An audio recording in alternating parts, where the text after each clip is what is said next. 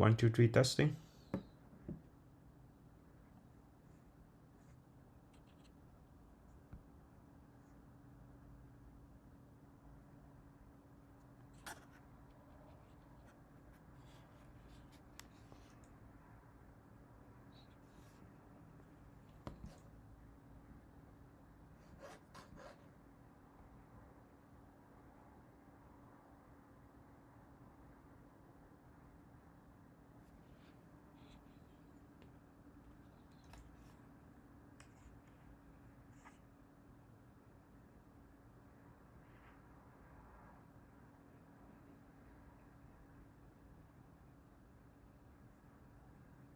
One, two, three, testing.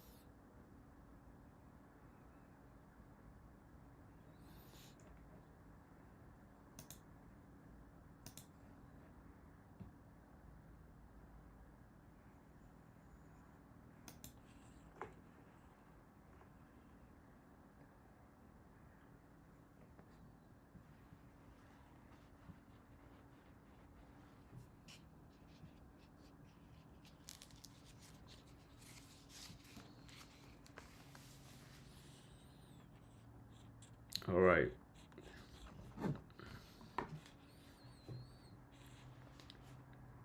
So hope everything is running.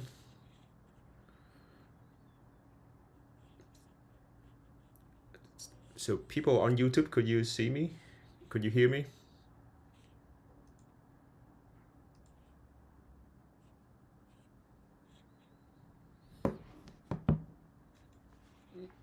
On Discord, can you guys hear me?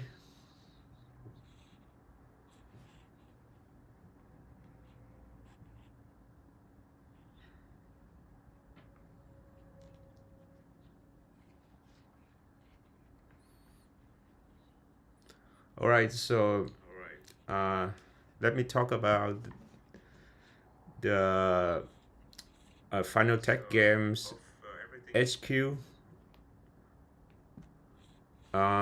world that you can visit from your phone or your computer. So, or actually, let me push the link on YouTube as well, so that people, if someone could join the world, then feel free to join. Okay.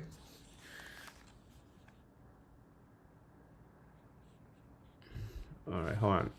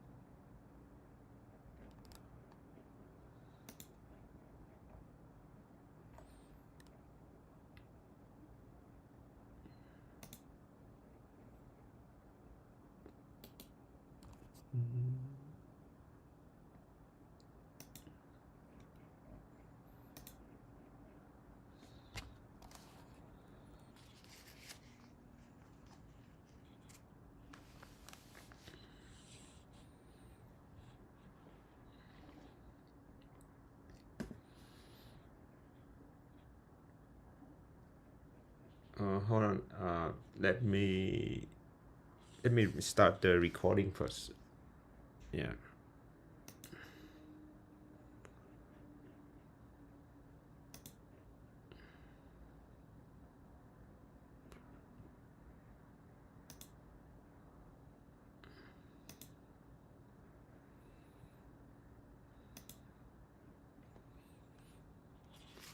All right, so hope everything's working for everybody now.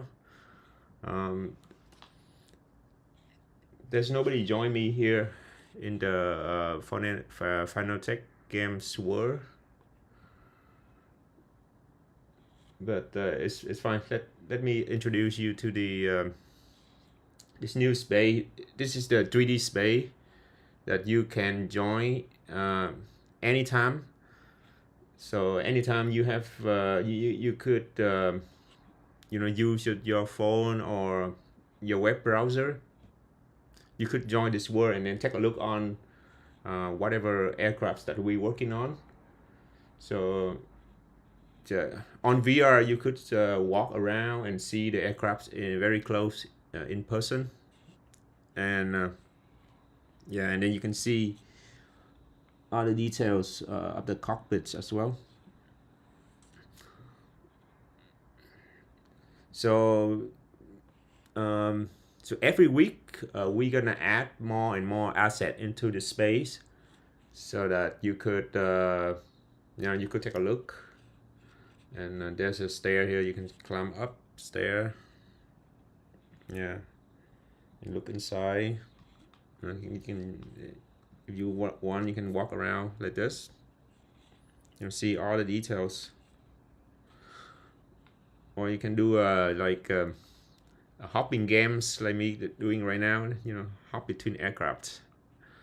Uh, so next week you're gonna see more aircraft around here. Yeah, we're gonna add the F-117 or whatever aircraft that we have in the game or during development.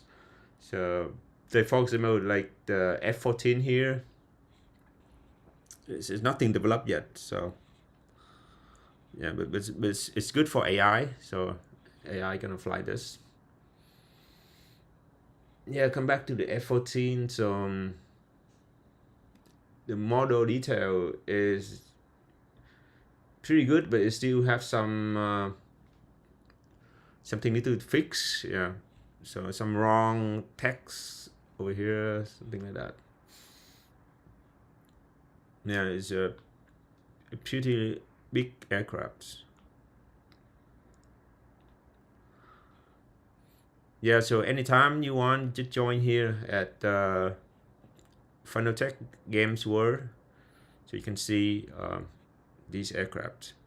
So this is the HUD of the F4, and we make it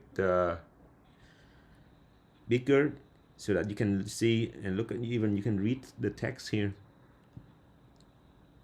Yeah, it's very high details. So that is the HUD, and here is the ejection seat. You can see super detail here. You even like the cable here. Yeah, everything's, and the whole cockpit is still under development. Oops, what happened? Oop. Oh, okay. Sorry. Accidentally pressed something. Yeah, so the cockpit is still developing, so still need a lot of work because the F4 cockpit is quite complicated compared to other cockpits. So, and also it's it's a double seat aircraft, so we need to work on the back as well. Yeah. So that is the F4. This is the F4G. Yeah, it's a wide visual aircraft, and this is the F5. It had the Saudi Air Force skin. It's one of the best skin that we have, and yeah, it's a super detail. If you look closely, you can see like every single rivet on the aircraft. super detail. And this is not the 4K texture yet, so the resolution is a little bit reduced. But once we can load 4K texture into the game, then every single detail you can see. Yeah, the cockpit a little bit dark, too dark, so we have to change it later. Yeah, but overall the F5E is awesome. And here is the cockpit. One of the best cockpit that we have, and it's extremely detailed. Yeah, as you can see, it's like the scratching pants on the seat. Yeah. Okay. And yeah, and finally the MiG-21. This is very nice cockpit as well. So these aircraft gonna be coming to the game very soon. I mean, like in couple months. So yeah, I know it's for you guys it's kind of it's a long wait, but it's better for us to make everything works before we add these into the game, because once it's inside the game, it's gonna increase the size of the file, and it's gonna make developing a lot harder. So you can see the gun over there. Yeah, so this is the Phantox games world.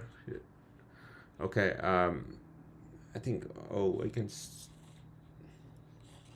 cool. It's like I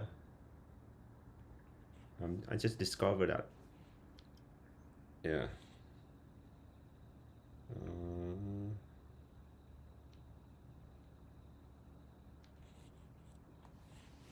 So it's like a miniature. Can I grab this?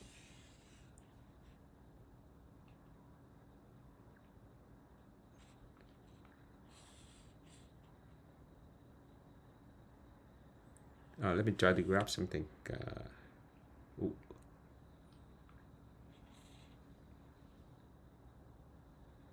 Oh, this is how you move around. Zoom.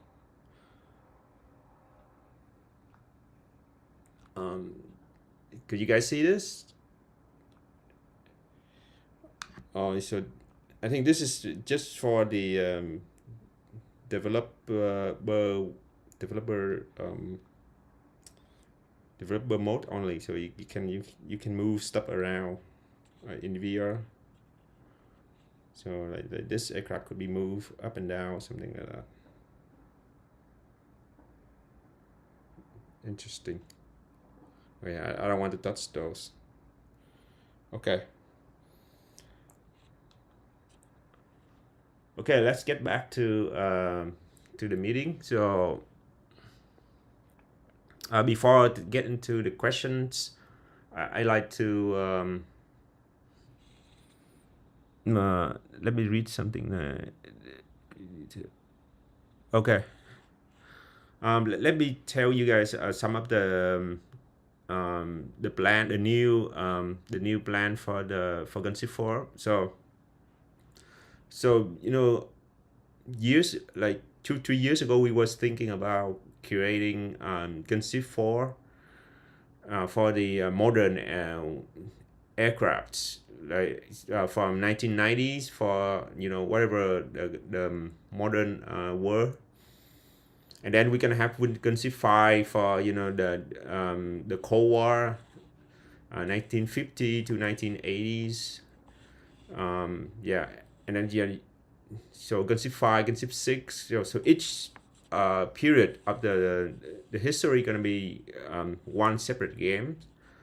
But as we developing the games, and also after our experience on the Gunship 3 and then the World War II games, Um, we think that it's better to put everything inside one game, so that later on we only need to maintain one game, so we don't have to like go back and fix this game or that game, as the technology move on.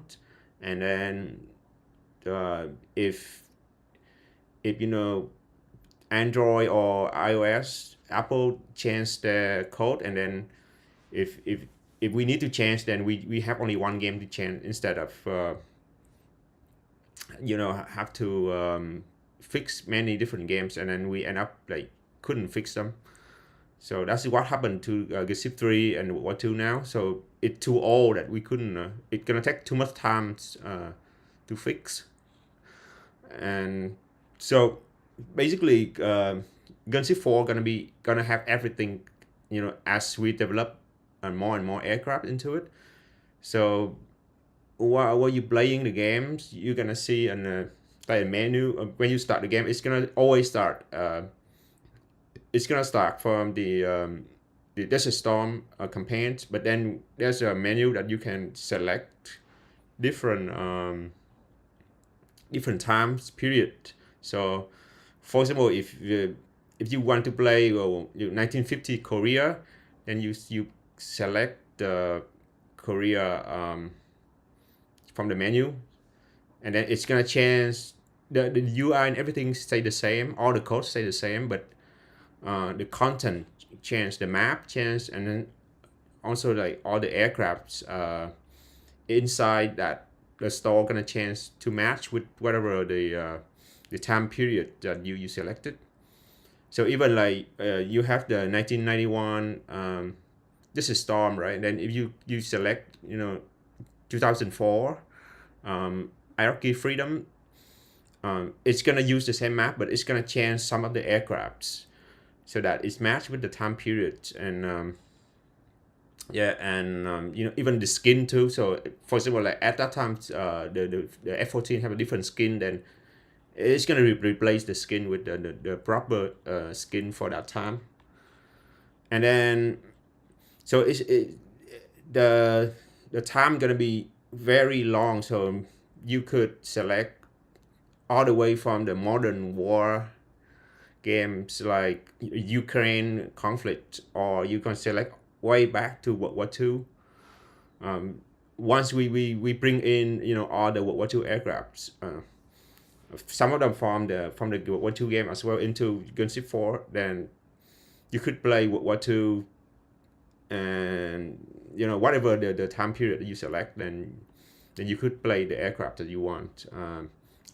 And then even thinking about creating World War One aircrafts as well. So basically, they are all the same. The less complex aircraft is gonna run even better on modern mobile devices.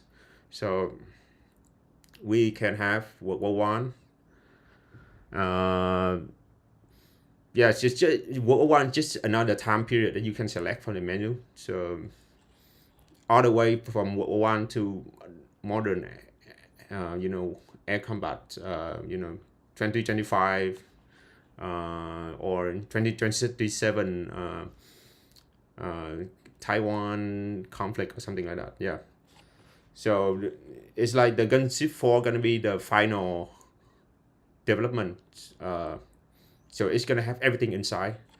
Yeah, and then at that time, then we all we need is just maintain one game and make sure that everything works, and so like you can play everything inside the one game.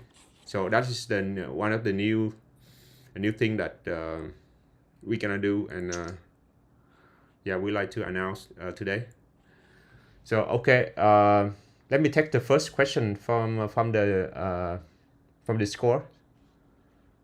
So yes, please speak. Hello, Phil. Are you able to hear me? Yes, good, very good. Awesome. So my first question would be, with all the additions of as you said, with all the games going into one, How would the space work for a mobile device?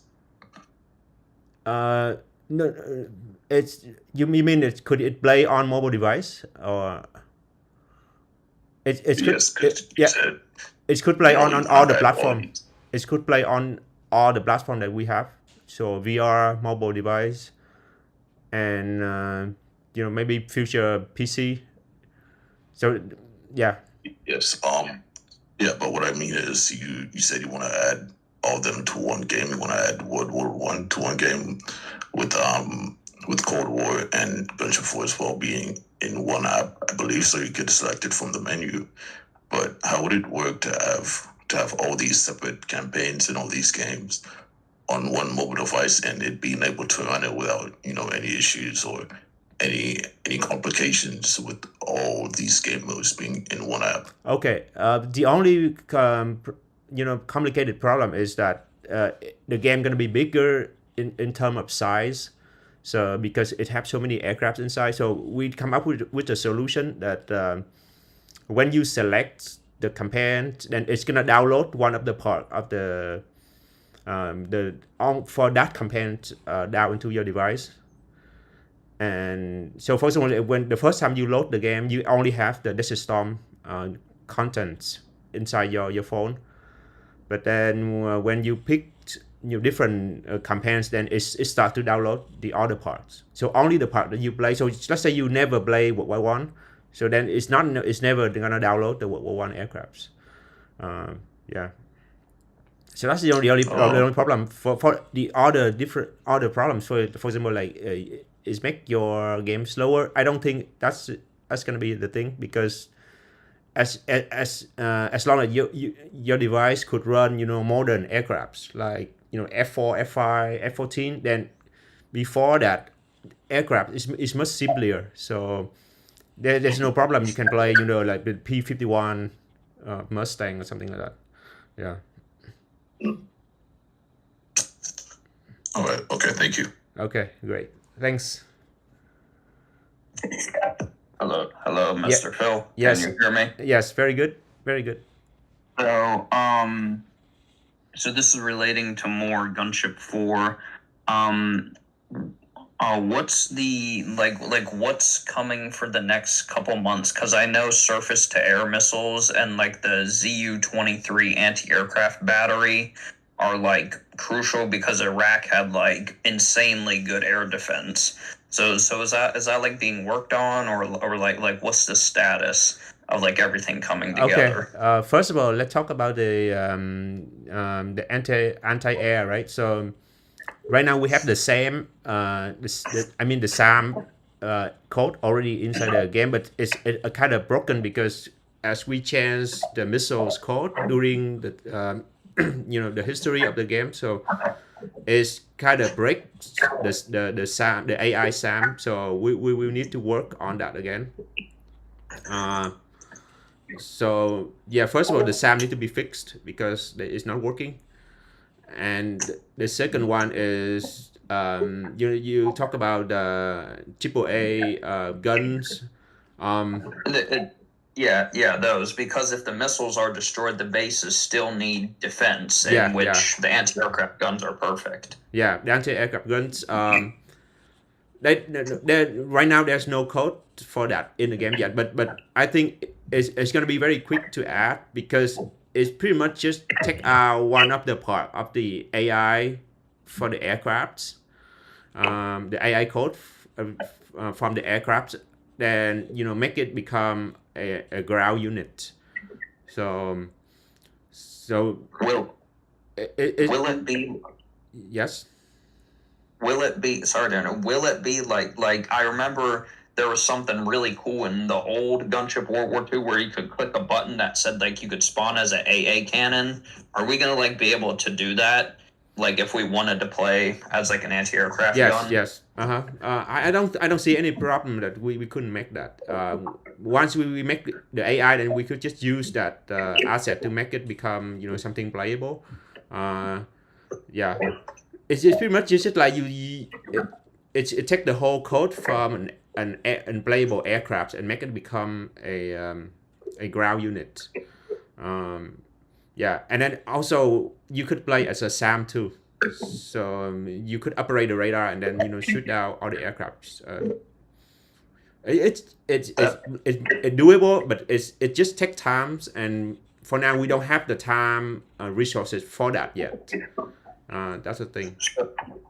So what's currently like being worked on? Because I remember Kirby, one of our admins here, he said he's mentions a lot of things about the missile performance, about like missiles overperforming. So I was wondering, like I know there's aircraft performance issues and missile performance issues.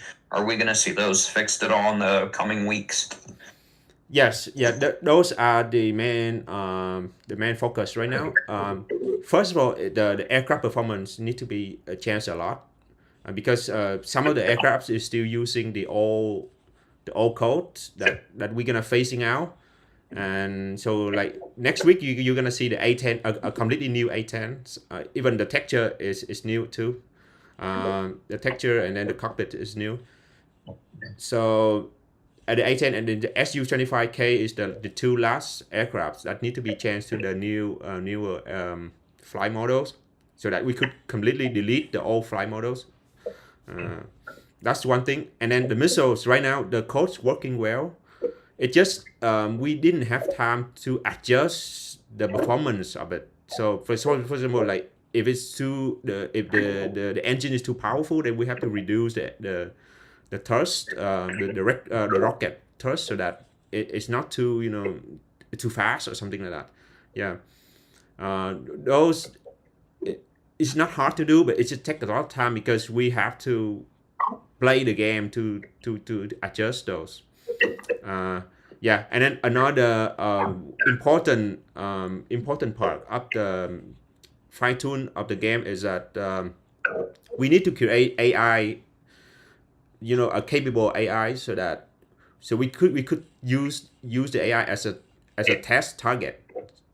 So first of all, as soon as you see, if as soon as we have the AI aircrafts, the F-15 AI, right, F-15C AI that can do gun fights, then you see all the gun side got fixed, and the gun side development is a lot faster because it pretty much we have the target to test on anytime we want. Instead of have to wait for deploy the game and then somebody have to test it on. That's gonna take a week to doing that. But now, once we have the AI, for the AI aircraft, then it's quick. So mainly the next target gonna be, we're gonna add some more capability for AI, so it could do missiles, and also it could do BVR, so that we could improve the missiles code. Yeah. That's really cool. Like really, also, I don't know if this weapon is a priority right now, but but I remember you mentioned something about the F-117. Is there any chance sometime soon we're getting laser guided bombs? Because I figured if we get those in now, like we could start testing them, because I know people on release are going to be really wanting laser guided bombs. Yeah, it's not hard to make laser guided bomb though. It's pretty much just another. We already have laser guided missiles for the Russian, right? For the it's Su-25. So it's pretty much, it's just like a missile with, instead of have a rocket engine, it just drop. So it's not hard, but the thing is, if you have laser guided bomb, then you need target, right? You need good target to drop them on. Stalingrad, and I suggest making anti-aircraft weapons from main pads until complete some batteries, because nowadays we only see players playing for the coalition and without anything interesting on ground that helps to carry out interesting missions. Yes. Why were things that were in the previous game not used? This is my main question, please. Okay. It's not easy to just it's not just you can just take something from the old game and put it in the new game. It's working. It's not like that. We have to. The reason we didn't working on that yet, because we still working on the fly models, and the AI code first. After we're done with that, then we're gonna start, add more, ground target, and then the missions, and and you cannot compare the game, the Gunship 4 right now with Gunship 3 because Gunship 3 already developed years ago, so it's have a long time, 4 or 5 years developed into that, so that's why it's have a lot of stuff in there. But this game is pretty much start from 2000 end of 22. It start 2023, so it's only have 2-3 years in development. And also the avionics is a lot more complicated as well, so it takes more times. Yeah, but what all the things that you mentioned is gonna be in the game for sure. Okay, Okay. thanks. And just last question. Do you think you'll present us gamers with a real schedule of the upcoming updates and things like that? The reason we don't provide a schedule anymore because it's always wrong. It's we never make it with to match the schedule. So for now, what we do is just week by week and month by month. So on this call we're gonna say, okay, the next 2 weeks what we're gonna work on, and yeah, it's only in short period of time. Short planning. We don't have a long planning anymore because it doesn't make any sense if we put out a plan and then we can never finish the plan in time. Yeah, because there's Okay, thanks a lot of for things that we don't know when we're gonna finish yet. So we better take time and make it works well instead of just push out for you to play. Yes. Oh, I also have another question. Yes. Go ahead. Okay. So when it comes to release date for the backer group Discord, how exactly is there going to be any type of rewards or any type of special, or not special, but anything different for backers who have been playing the game for months compared to new players on release, and do we get to keep the currency that we've already grinded for? You mean what's the difference between user that play the game for a long time compared to your new player? Like that, but I mean, like, do we still get to test new updates when they come in beforehand, so they don't upload it to the main Yes. to So we still keep the early access. But eventually, nobody, once the game become production, we don't have new people to buy early access anymore. But whoever did buy early access gonna still keep testing the game. So anything new gonna come out to early access first, and then it's gonna go to production once everything is working. Okay, that the next one we'll speak about. We know from the trailer that we saw that there would be 64 player lobbies, and we've talked about it in the backer group before in the general chat. Is that still like a thing? The performance and everything, and the map size that we've spoken about with 64 players being added. Currently, right now in the current space that we have, we really can't even run like more than within, well, let's say 20, being generous. It is becoming very crowded very quickly.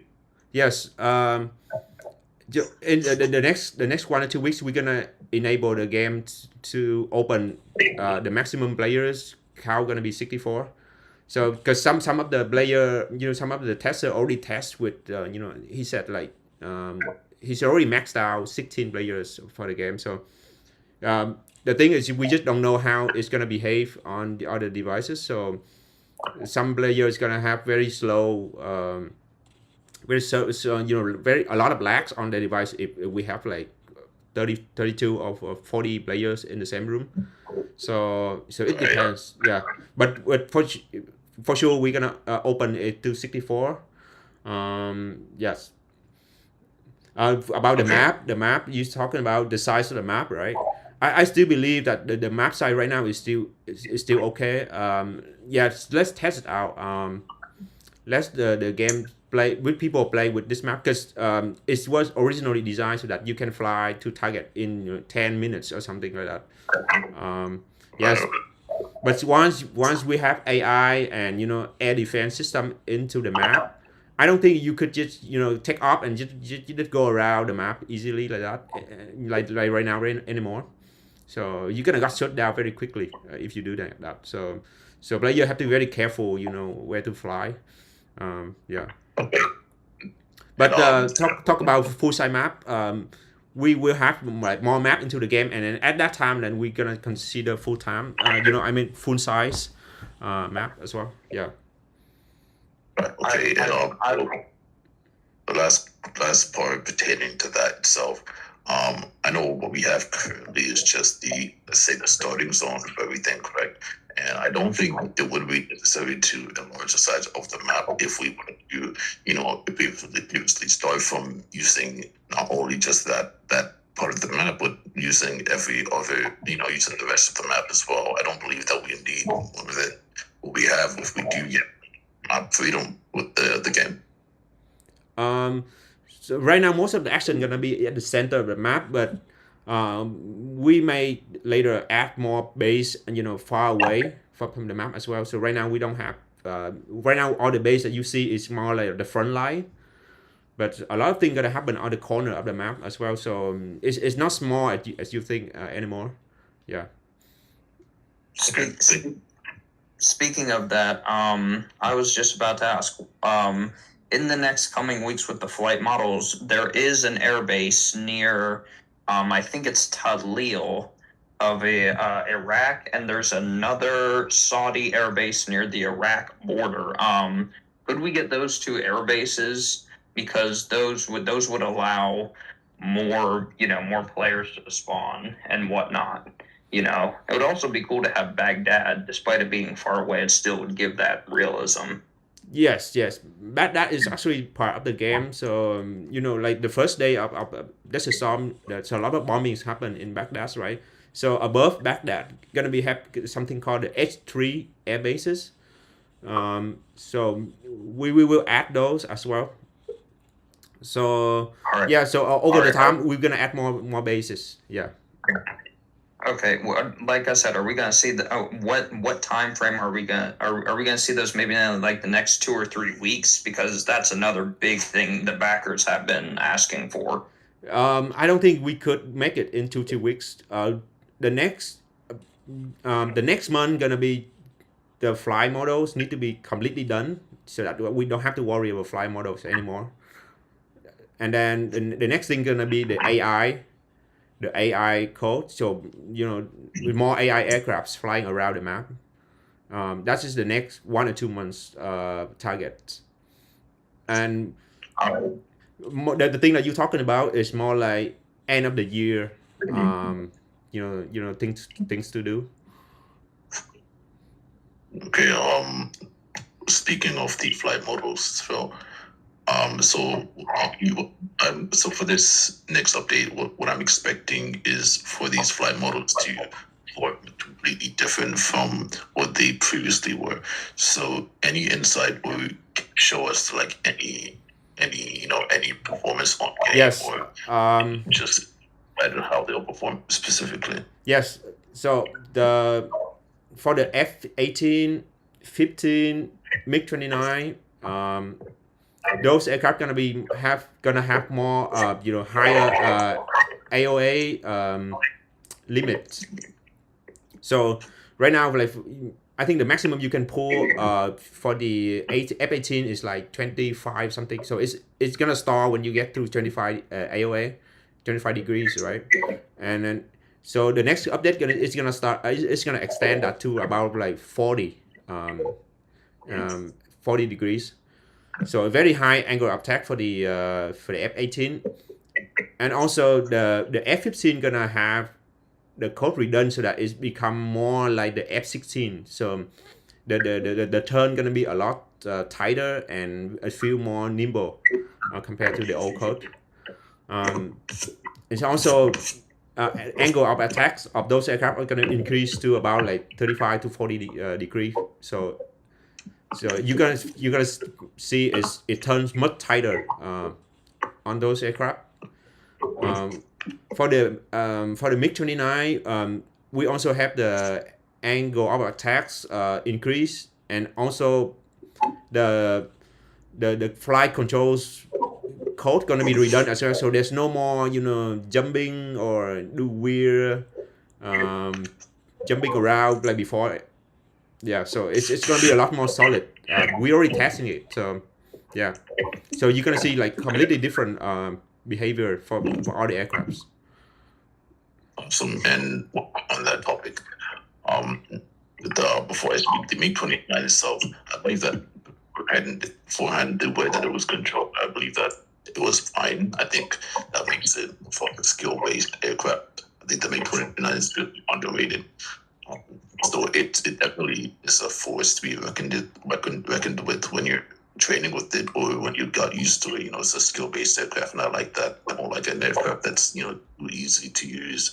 But apart from that, we know how the physics for the rest of the aircraft, how the F-16 with a 49G, sometimes it would be at like very low speed, about 200 knots to like 200 to about 150, and you wouldn't feel any type of force to stall and fall out of the sky, and you help with that, but it doesn't really give it all that lift, so it doesn't fall down. Especially for all the other aircraft in the F-18 right now, it doesn't really stall like it has too much lift along with all the other aircraft, so it's not going to be changed as well.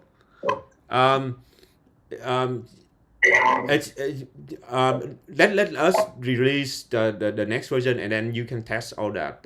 It's hard to say because everyone who tests the game feel differently from the aircraft. So yeah, it's gonna be a lot of changes. And then okay, let me tell you. Now we use a DCS and BMS as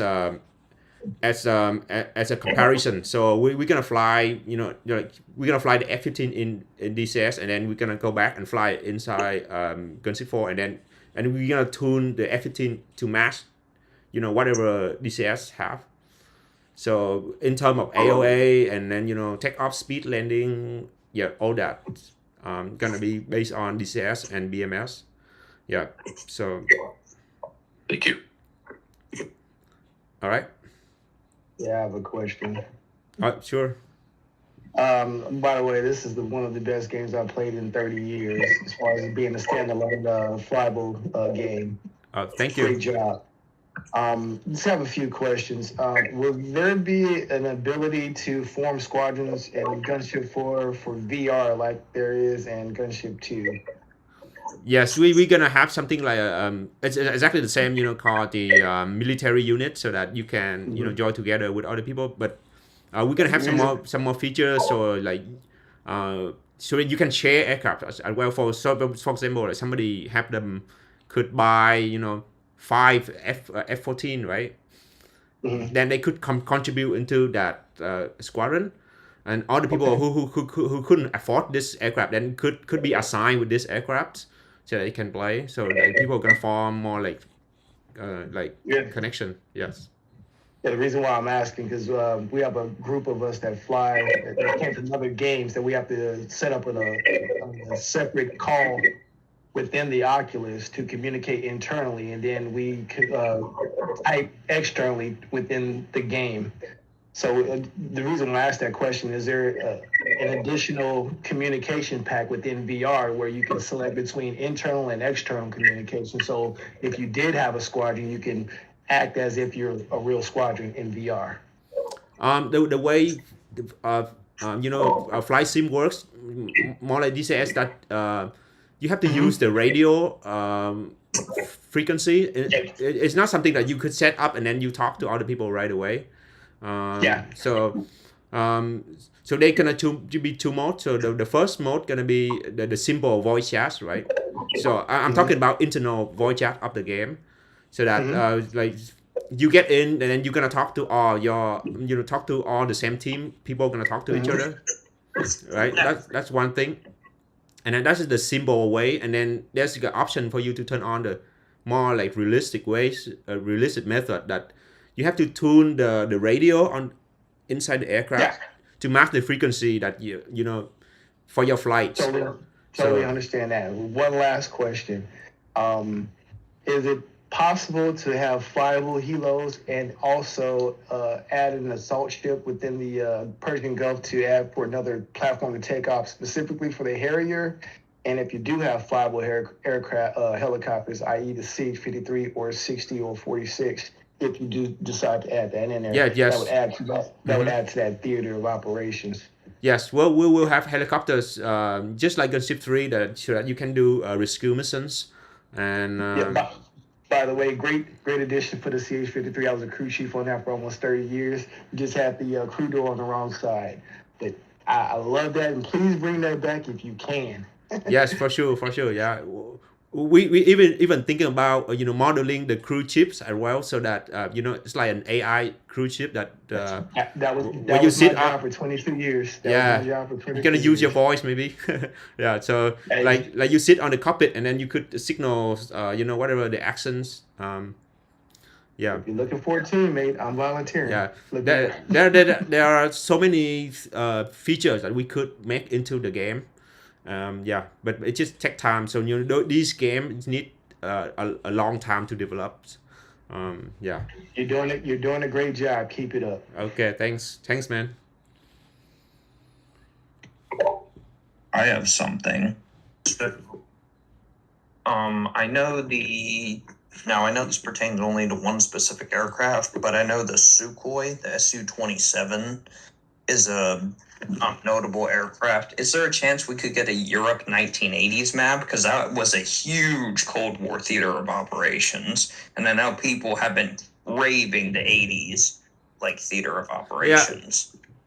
Yeah. So imagine once we have a lot more aircraft inside the games, the old aircraft, new aircraft, then we could pick some of those aircraft and make it become a new theater to play, right? So yeah, so what I'm thinking is like once we do the Ukraine map, then we're gonna meet the Russian aircraft, more like Russian Su-27, and then once we have that, then we could make other maps as well. So yes, it's all possible.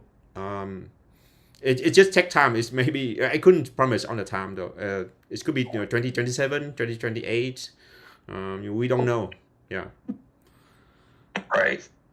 Well, I thank you for all the hard work you're putting in, sir. All right. Thank you for your support though.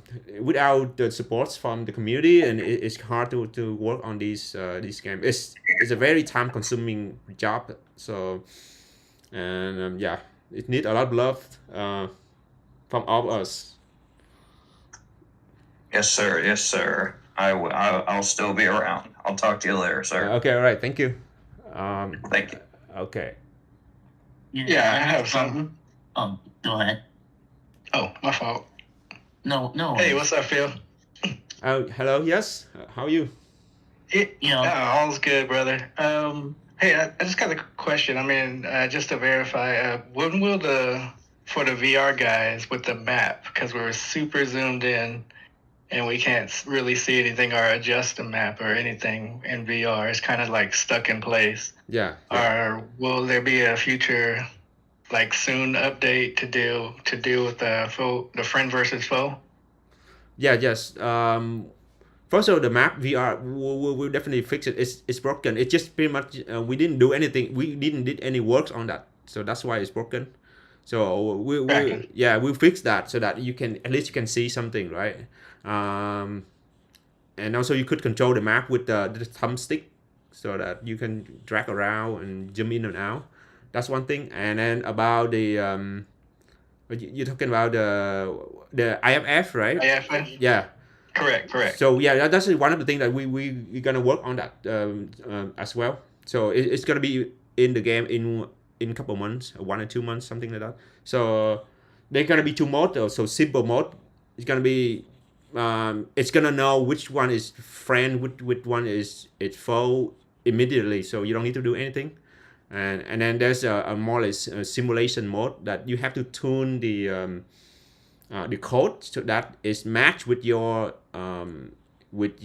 planning, like the missions planning. So otherwise, if you don't do that, then and all the aircraft all the others aircraft gonna consider you a foe. So yeah. Oh, that's a good one. I like that one. Yeah, but But yes. Go ahead. oh, sorry, didn't mean to interrupt you. But when are you thinking about with the map? The map gonna be, I think, like, let's say a month. For sure, we will fix that. Yeah. Okay, Yeah. cool beans, brother. I appreciate it, man. Yes. You're doing a great job, brother. All right. Thank you. Yeah, 2 3 weeks to 3 4 weeks. Yeah, properly. Yes. All right, have a good one. All right, you too. All right. Yeah, I have a question. Yes. Yeah. So I see that there's like this potential within this this game, and I was quite concerned with sort of like the I'm not sure if you heard of like this campaign called Stop Killing Games, where there's like normally in the triple AA sphere, there's companies out there that try to has this motto of like you don't, quote unquote, you don't own anything and be happy about it, because I see that there's a lot of like well, there's quite an audience for this type of game, and then if they happen to be wanting to play around this game quite a lot, will this game be able to be preserved in like future proofing? So in case something happens like Gunship World War II kind of did. Yes.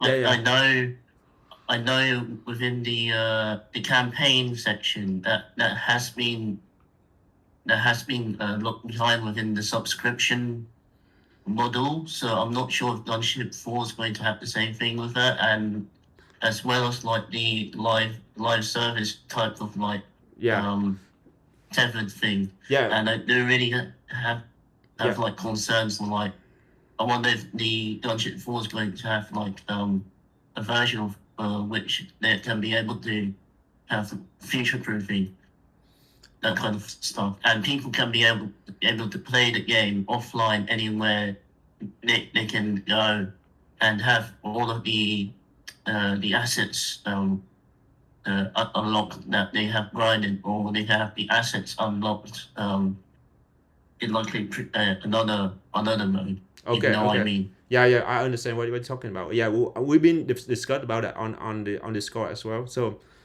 first of all, the limitation of the today technology, we don't have a way for you to actually could physically own the asset.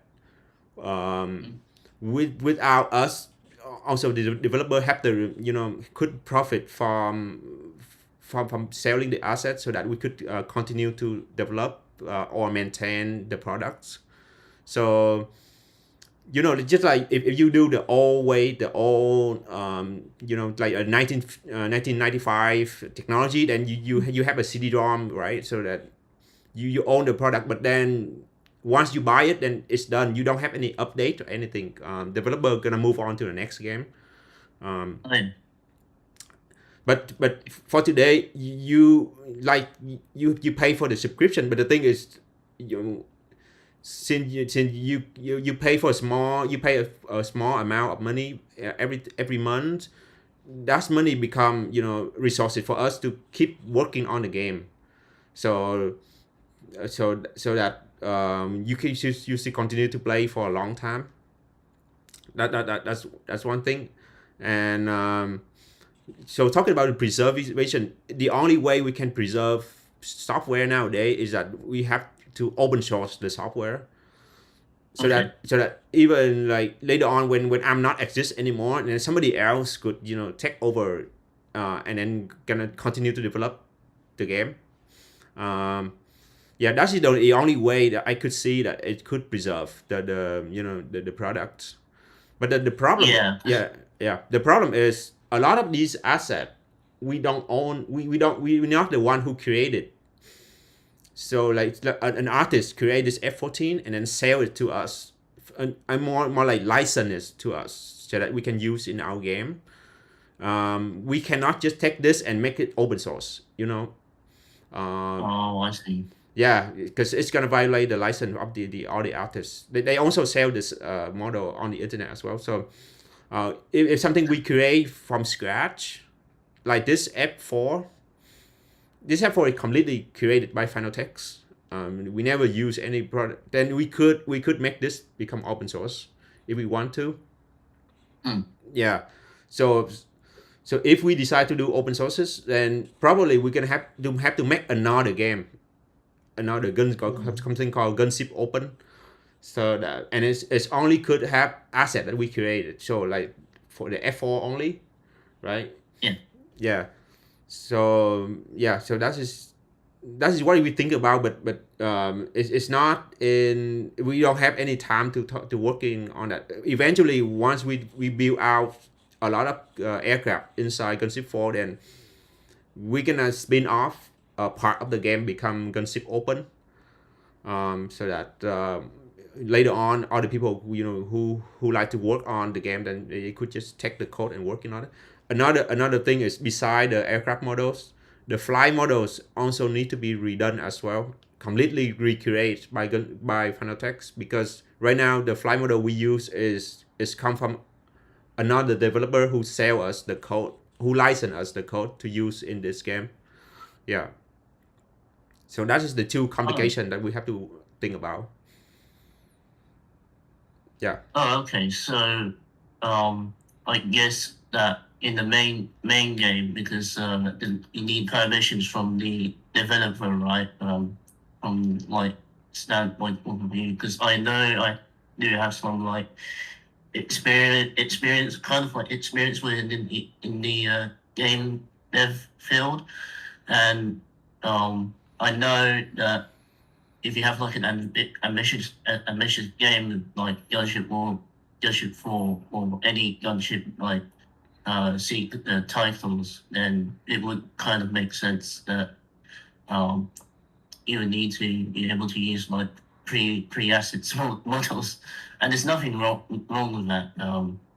Though I do know there's like this other game. I'm not sure if you heard of it, Skyfire 1940, because I know that I know it's already made by one developer, and he makes the assets by himself, and then there's like the whole community of it where they can be able to use like the same type of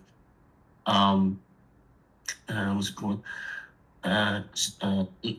same type of like base point of like how that game is running, and they can be able to like try and copy how the art style is going to be able to match it with that game. So I'm not sure if that will be able to be like the similar process with Gunship open is it open access? Okay. Open Yeah. source code. Yeah. So first of all, every developer has a different way to develop games. Like a different takes on how to develop games. Some like really obsessed of creating everything by themselves. But for us, from day one, we don't want to create everything by ourselves, because a lot of things is just you redo the thing that people already did, just like you reinvent the wheel. So, and then like some artists already make really good asset already. So why we have to like recreate? Take some time.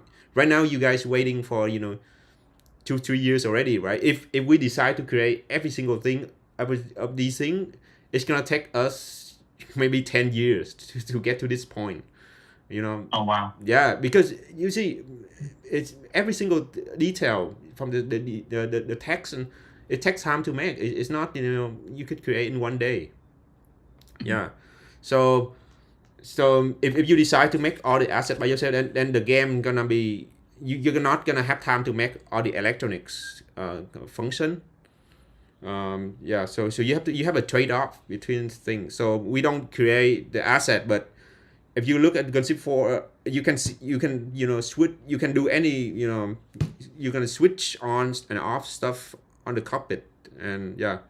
So yeah, that is one of the. But we do have asset we create too. So, but it's just not entire game. Yeah. Sure.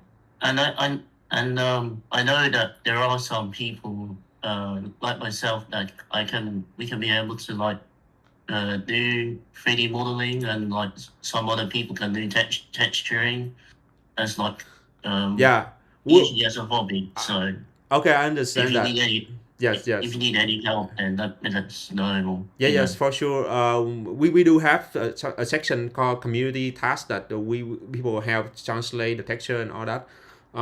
Okay. We tried that before, and then it's not that easy as you think. Yeah. Yeah, but people make different assets with different qualities. So I mean, and then it's not, the time is also because it's a volunteer work, so they don't have the times, So some people take like 2 months to make one thing, and then other people take a year to make another thing. So it's not gonna work for if you want to create a game that's gonna be playable in the next year, then it's not gonna work like that. Yeah, volunteer is hard. It's nice to do, but it's hard to make a product from volunteer only. Yeah, that is true. I would say I kind of recommend like if you wanted to be able to like make the pre-production pipeline to be able to make it faster, then people can be able to like collab with the 3D models each other, like sort of like in my university. Currently, I'm doing I think it's game design. We go on like group projects within each other, and then we have like this certain deadline towards this production pipeline, and then we all share assets with each other until that we can be able to make it towards that deadline. Yeah. I know that. Yes. I know that most of the things are not going to be complete, and that is going to be expected. But in like in the indie field, it is. I do understand that it is quite hard to be able to make this like. Yeah, thing. it sounds easy, but it's only a lot harder in practice because Yeah. you need the skills as well. So the artists who make these models, they've been working on these for 10 or 15 years, and every day all they do is 3D modeling aircrafts. So that is how you can see the qualities of these of the aircraft. If you give to somebody, have only like 2 or 3 hours a week to work on, you're not gonna want to play that game. It look very ugly, and yeah. So Yeah, that is true. yeah. So And yes. and as well as it's like for the optimization standpoint, because I know do some of these aircraft have like different tris limit tris limit to each other, because I'm not sure if that's conflicts within the game, and if you want to be able to like optimize within like this game, every asset model has to have like this same tris limit. Yeah, you need to design it in a specific structure, so that it's gonna broken off. If, for example, like if this F5 crashed, then the wing gonna broke off, and the tail broke off or something like that. So you need to make the models in a very specific way, so that it's gonna work with the game.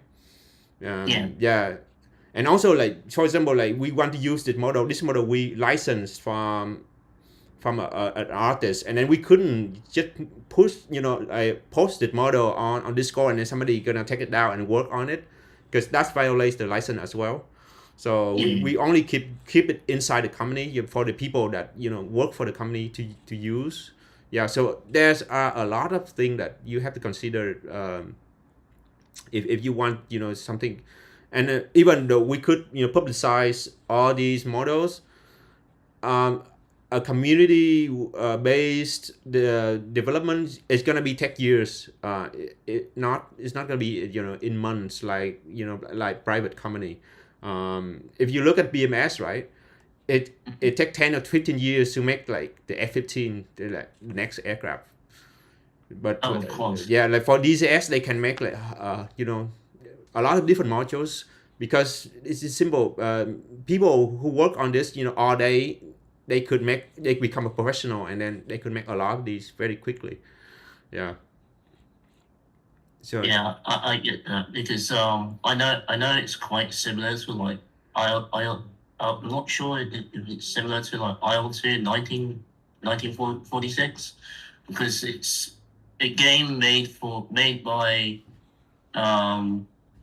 a hobbyist who's into like military aviation and that sort of thing. I know that game has been released quite a long time ago, but then modders can be able to like put in more things like the jet JTW add-on. You mean by the players. the mod, right? The mod, right? Yeah. Yeah. Yes. For now, we don't think about that yet. So we have to develop the game first, and then later on, once as I mentioned before, we could take part of the game to make it public. Then the people who want to mod the game could go in and change it. Yeah. Sure. Yeah. Okay. Sure. How will the skin assets can be able to work within this game and be able to share between players on the planes? Like, how would that be able to work? It's very complicated to talk about. It's basically you have to use some kind of software like Blender or Maya or something like that to edit this model. Yeah. It's very complicated. We have to make videos, instruction for the community to go in and then to understand how things works. And yeah, it's not something, maybe we're gonna work on that when we retire or or when we have a lot of free time or something like that. But yeah. Oh sure, because there has been players out there that wanted to be able to like edit the skins on the aircraft. That's like the skin is feature. The skin is easy though. Later on you could publish the skin, so that you can edit it. You could change like the badge or the text on this, and then the skin is just a text file, like pictures, an image file. So the game gonna load the skin in. So it's not something gonna change the code or anything like that. So yeah, that's easy one. Yeah. I know that Gunship 4 is going to have like different campaigns like what Gunship's World War II did, right? Yes. Yeah. So I was thinking that like I know in Gunship World War II there's only this American tech tree that had like a voice acting or voice lines, and rest of the nations had it for some weird reason. And I know with the voice acting, it kind of like makes the immersion within the game better, like what other games do on BMS or Strike Fighters 2 or that kind of like examples. Will there be able to be like if possibility in the future that players They make their own players like voice. they'll be able to volunteer to do the voice. Okay. Because Also, I know some Japanese that I can be able to help out if you want, but okay, yeah, I understand. Yeah, some Japanese if people that can be Yeah. able to help out with the voice lines. yeah, just let me talk about something that you will be interesting. So the difference is 10 years ago there is that if you want voice in a game, then you have to have somebody act the game, act the voice, the voice actor, right, to record that and then put in the Yeah. game. Now we could make it using AI. So you can make the AI voice from the British accent, Japanese, and all the country that you want. So it's not necessary to need somebody to help on that anymore. So in Gunship 4, eventually each Air Force gonna have their voice.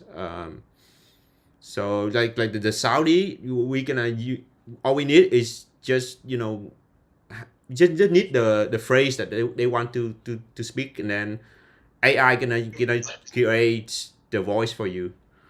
Okay. Yeah. So this just is a lot easier, and then it's a lot quicker to create all the voice line for the game. Yeah, and then How about the translation? Would that yes, how would that be able to affect? first of all, for you mean the translation of the game, right? Like the UI Yeah. and stuff.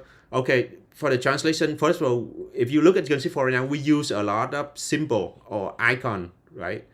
So that we don't need to translate icon. So like we don't use a lot of words in the game, so that we don't need to translate. That's one thing. And the other thing is that we gonna AI gonna translate it as well. So you could have like 10 or 20 languages, and you select the language, then AI gonna translate whatever the text inside the game, if there are texts. Yeah. But Okay. but not everything can be translated, because some part of the cockpit is it had to be in English. Then it had to be in English. So I cannot do anything. Yeah. Question: Is there any plans to update the refuel and rearm locations on the bases and on the carrier? Because you can actually do missions, but when you get low on fuel, you have to pretty much restart.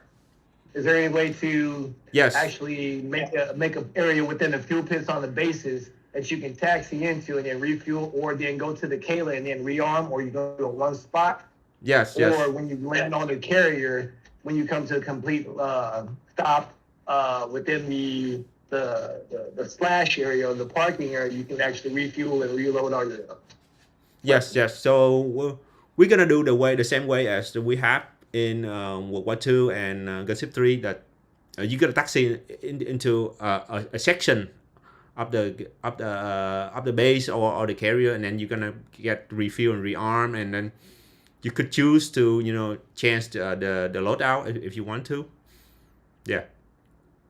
It was one based on the VR version of Gunship 4 that was active before the last update, and then it went away. Which one? What base? It's on Gunship 4 in the VR. If you land on, I want to say, King Khalid. If you land, if in the older version, if you stopped in the on the apron where the H60s park on the very corner, you would be able to get replenish your fuel, Oh, but really? not your weapons. But with this last update, that completely went away. Okay, You'll hear okay. the beep, but you won't replenish your fuel or any of your weapons. Yeah, because we didn't have time to look at those. Those are the old code that come from the World War II games. We bring it over, so it's sometimes it works, sometimes it doesn't work. So it's just there because it's been there before. So eventually we're gonna make a designated area, and then there's a instruction for you on the map to taxi there to get refuel and rearm. Yeah. Yeah, we were just trying to figure it out. We were just taxiing all over this place. I was like, man, that's a fuel pit over there. Let's go over there. Yeah. Yeah, right now it's Like I just said, we didn't do anything. That's why it's a mess there. So yeah. no worries. It's like a treasure hunt. We're trying to figure out all the cool stuff we can either do or complain about. So this is fun. This is fun. Yeah. Yeah, that's why it's still in development. Yeah. Go ahead. Yes. Okay. All right. So, regarding the atmosphere of the game, or to better put it into perspective, the weather or wind, with the Gunship IV, will there be any rain or Yeah. So that's the weather thing is gonna be available once we have more map into the game. So for example, like right now, we have desert storm, like desert. You don't have rain in desert, so Oh yeah, you do. You do? You got a little. You have some rain, and they call them haboobs too. So sandstorms are big. Okay. this one? Yeah. So but And, wait a minute. Eventually, if we're gonna have to redo the cloud, and then the whole atmosphere of the game as well. So there's since we use new technology now, so there's a lot of pre-made cloud for us to use. So yeah, so there's gonna be weather. Yeah. Mm-hmm. All right, and moving on from that, I believe someone asked a question, but let me see. I have it written down here. Okay, so for the graphics of the game, or not the graphics, but the map textures. I know you've mentioned it before. Will we be getting like I know you said we'd have a global map at some point. Will that be, will the ground, will it be more, realistic? Will there be more buildings in the area, more structures to, look at and also use to your advantage in, terrain, especially for helicopters, the towns and the buildings and everything, that some helicopters can, stay low or stay behind to what they are in that environment. Yes. First of all, the terrain texture is going to be completely redone in the next 1 to 3 months. Completely redone, which means that we still use the overall map, but then we're gonna swap make in the future for any positions, or even as just Discord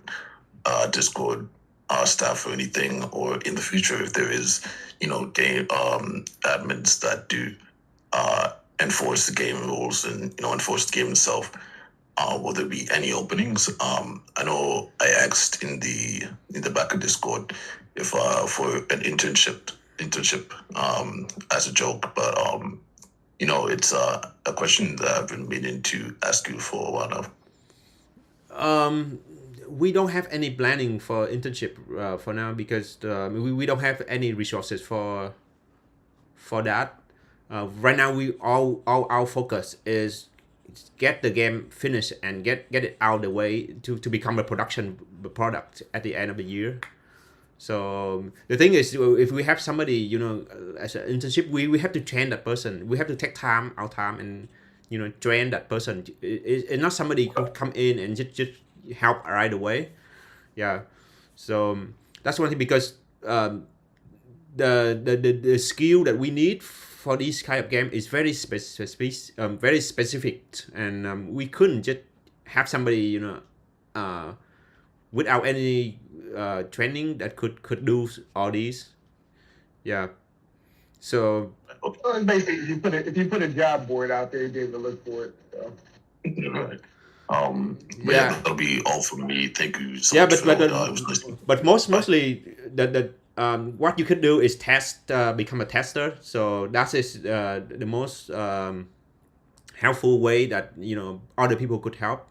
Right. Yeah, and for the admin, for the Discord admin, whatever, we I think we already okay now. So people people in the community, they enforce the rule by themselves. So sometimes some people get banned, but I think for now it's fine. for moderator Right. inside the game, we try to create an environment so that you don't need the moderator. So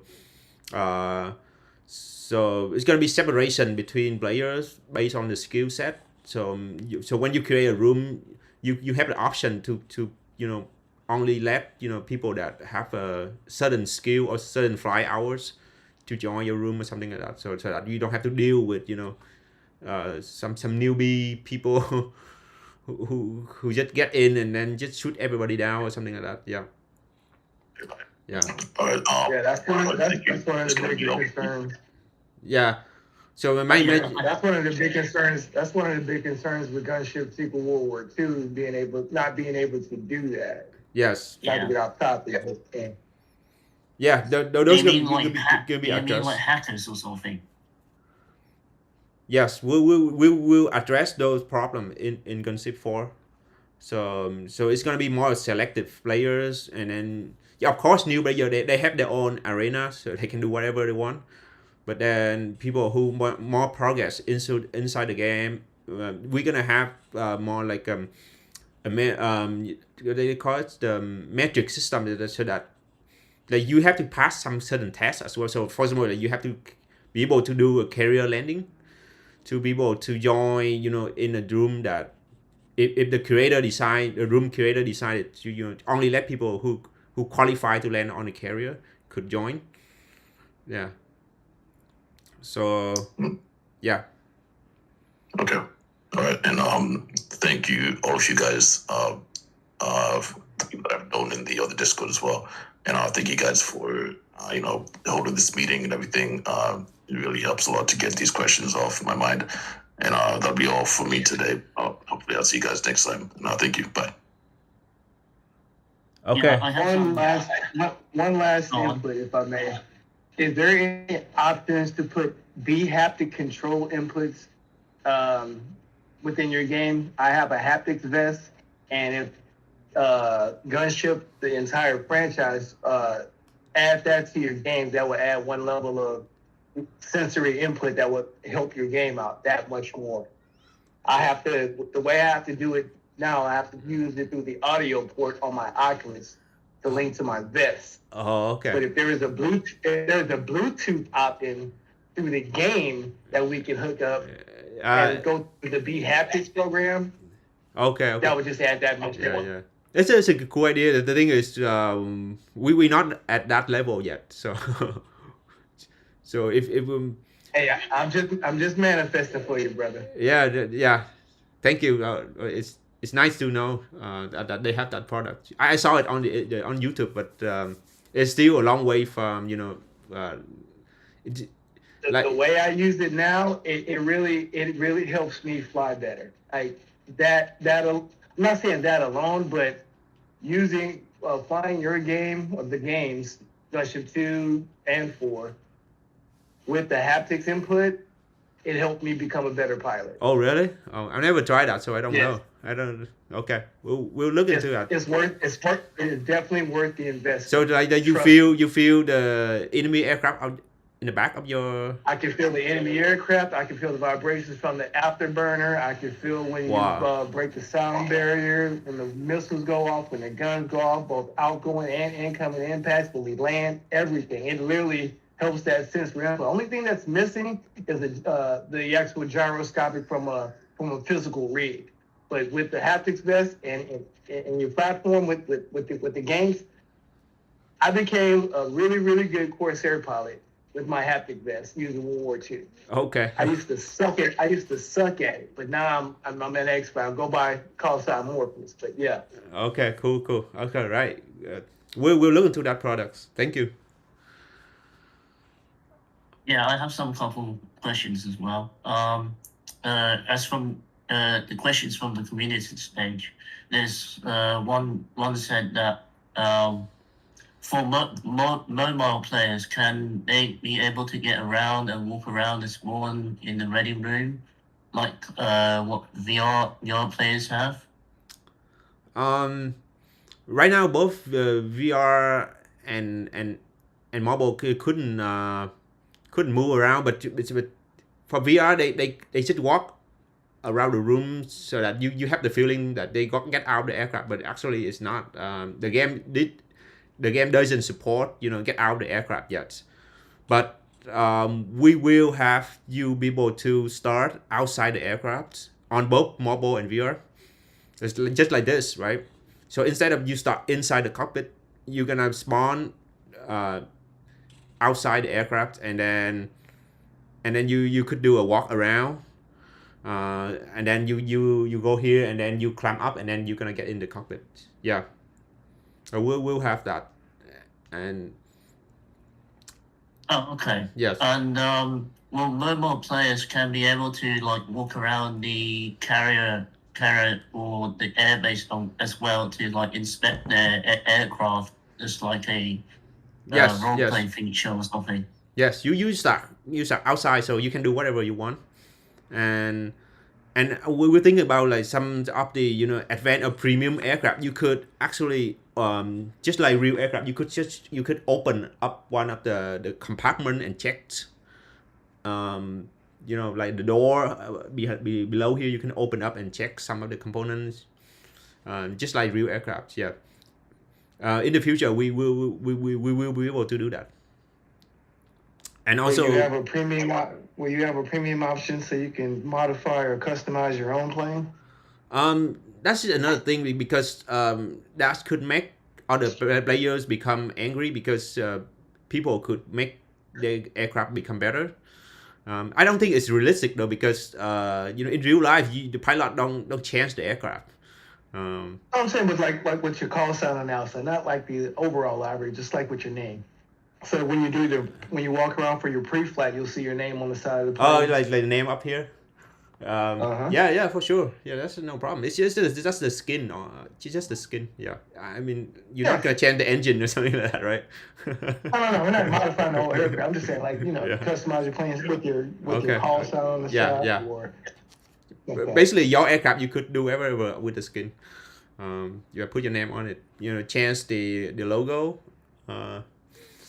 Is this to do with the custom decals and rondels for the aircraft, right? Yeah, one thing I did notice, the aircraft serial number that's on the library on the outside does not match the Buno number, which is the serial number of the aircraft on the inside of certain cockpits, if not all of them. Yeah, that's yeah. A little detail. Yeah, those are gonna be later. For now, it's just working first. Yeah, later on you can change the tail numbers. Everybody have their own tail numbers. Yeah. Oh. What's the cockpit translation for the Iraqi planes that you worked on? Be like, will there be any or? Right now, Russian aircraft, we do have a community task that have other people help translate the Russian into English.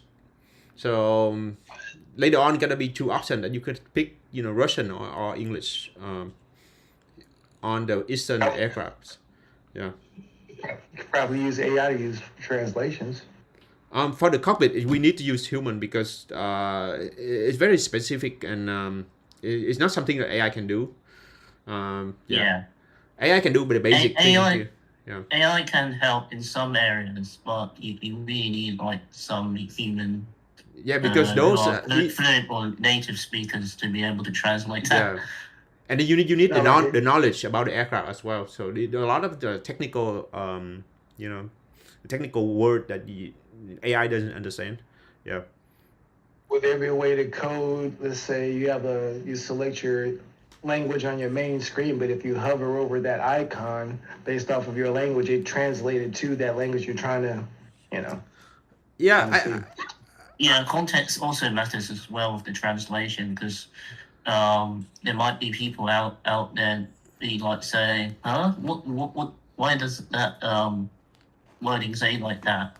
And it might view them as wrong translation error. Yeah. Well, that's what AI would do. The auto translation. If you hover over that, let's say toggle switch. Okay. Right now, everything is English, right? So even you fly a MiG-29, and then if you hover your hand on, on whatever the switch, you see the English word.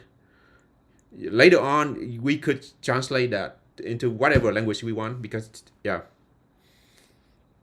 So yes, so if we decide to have Japanese, then we could translate the cockpit, instruction to Japanese.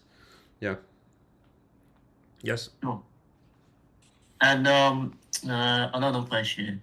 For the HMD VRAM on the MiG-29, will it be able to be as realistic as Kirby published it?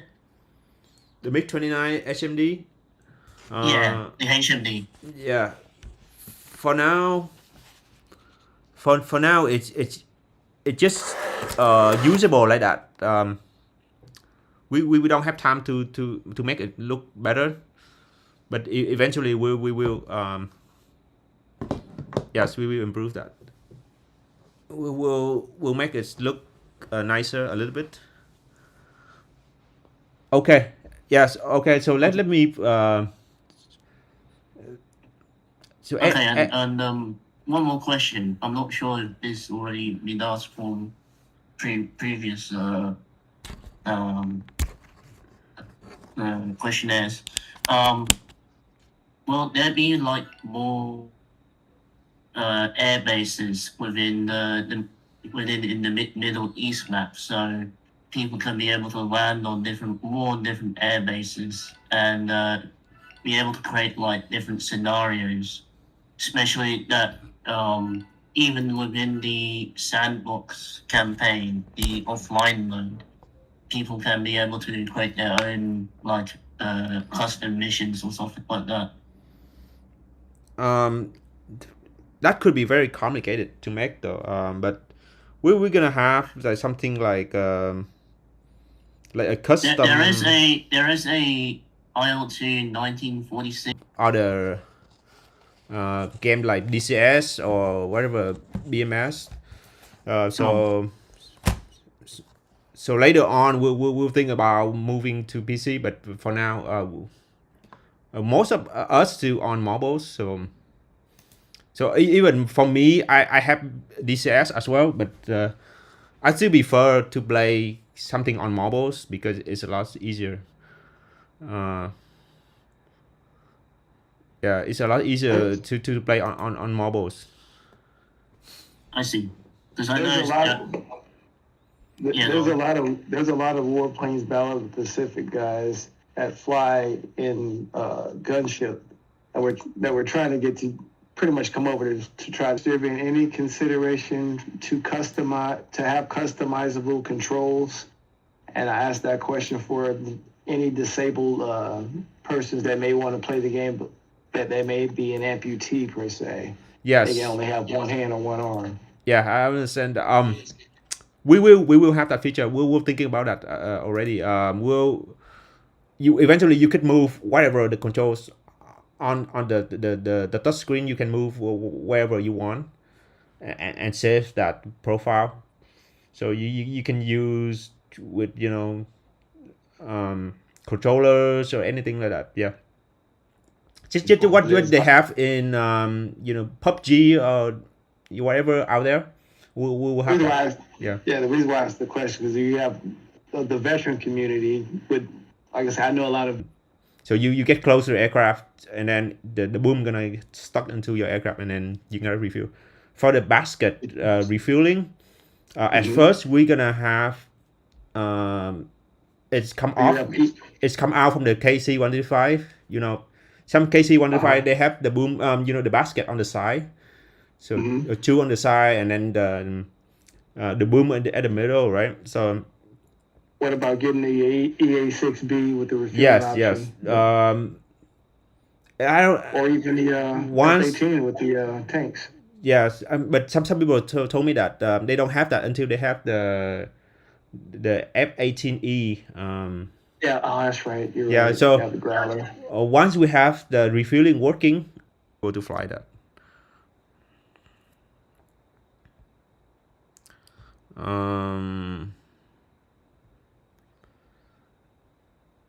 Chaff.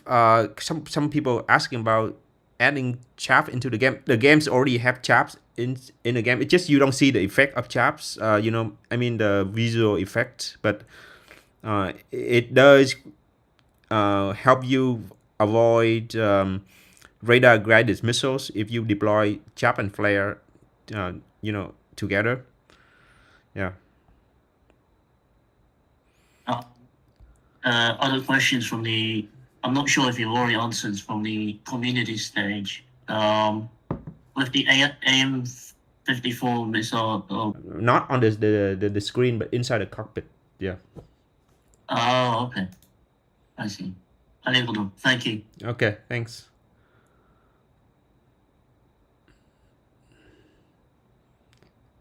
All right. Hello? Hello? Yes. Yes, go ahead. I'm just here to see I'm French, so my English isn't perfect. To see a little bit of plane, every plane you can add in a few moments. So for now, all right. Thanks everyone for joining us, and see you guys next time. Just to mention that we're gonna have the air show next week.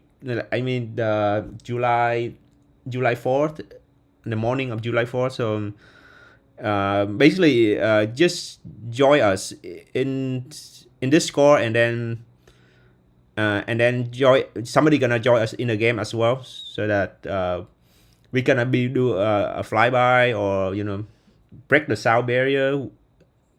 With the F-18, we're gonna get together in the carrier, and then we're gonna record videos and gonna post it later as well. Yeah, so it's gonna be next week, the July 4th.